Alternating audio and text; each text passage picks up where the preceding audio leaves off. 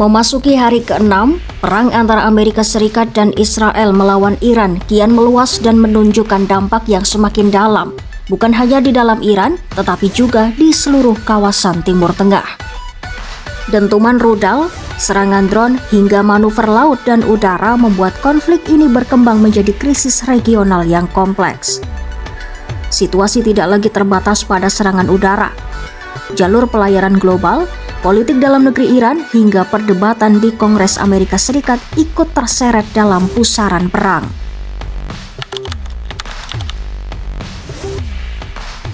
Di Iran, kondisi kemanusiaan memburuk. Media pemerintah Iran melaporkan lebih dari 1.000 orang tewas dan lebih dari 6.000 lainnya terluka dalam 5 hari pertama serangan. Infrastruktur sipil disebut ikut terdampak. Pemerintah Iran menuduh serangan menyasar puluhan lokasi non-militer, termasuk rumah sakit, sekolah, kawasan permukiman, hingga pasar besar Teheran dan kompleks bersejarah Istana Golestan. Di tengah situasi itu, dinamika politik dalam negeri juga bergerak cepat. Nama Mojtaba Khamenei, putra mendiang Ayatollah Ali Khamenei, mulai menguat sebagai kandidat pemimpin tertinggi berikutnya. Selama bertahun-tahun, ia disebut membangun pengaruh di lingkaran kekuasaan dan memiliki kedekatan dengan Korps Garda Revolusi Islam atau IRGC. Sebuah kapal selam Amerika Serikat dilaporkan menembakkan torpedo dan menenggelamkan fregat Iran Iris Dena di Samudra Hindia dekat Sri Lanka. Otoritas Sri Lanka menemukan puluhan korban jiwa dan sejumlah awak berhasil diselamatkan. Peristiwa ini memperluas zona perang jauh dari daratan Iran. Di barat laut Iran, kelompok bersenjata Kurdi Iran dilaporkan melancarkan serangan darat terhadap pemerintah.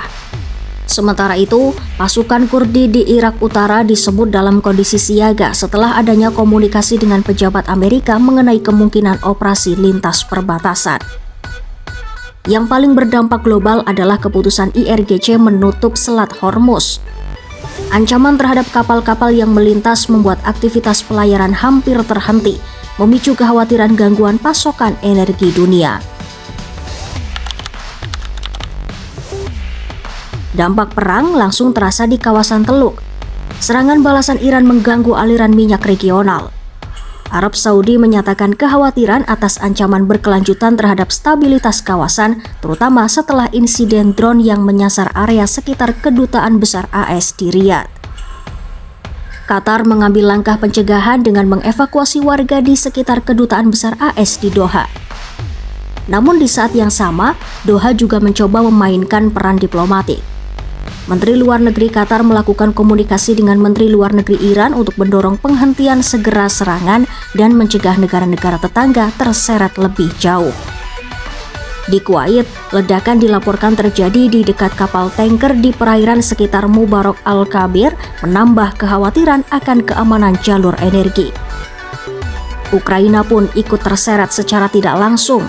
Presiden Ukraina Volodymyr Zelensky berdiskusi dengan pejabat Teluk terkait kemungkinan pengiriman ahli pertahanan untuk membantu menghadapi serangan drone dan rudal. Militer Israel mengumumkan gelombang serangan baru terhadap infrastruktur militer di Teheran. Pejabat Amerika dan Barat menilai sebagian besar kemampuan militer Iran telah dilemahkan dan supremasi udara kini berada di tangan AS dan Israel.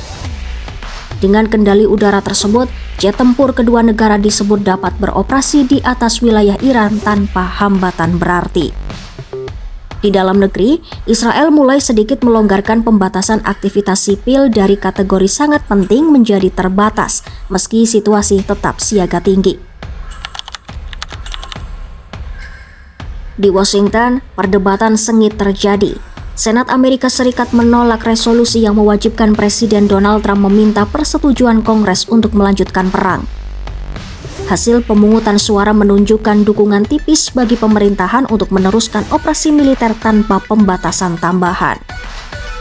Namun, dukungan publik terlihat rendah.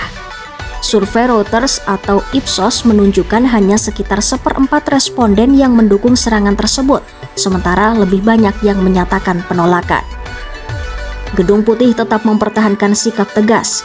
Pemerintah menegaskan tujuan operasi adalah menghentikan ambisi nuklir Iran dan melumpuhkan kekuatan militernya. Presiden Trump meyakini Iran berada di ambang kepemilikan senjata nuklir dan serangan disebut sebagai langkah pencegahan. Di Lebanon, ketegangan meningkat dengan serangan di sejumlah wilayah termasuk Beirut dan Hiyam disertai baku tembak dengan Hizbullah.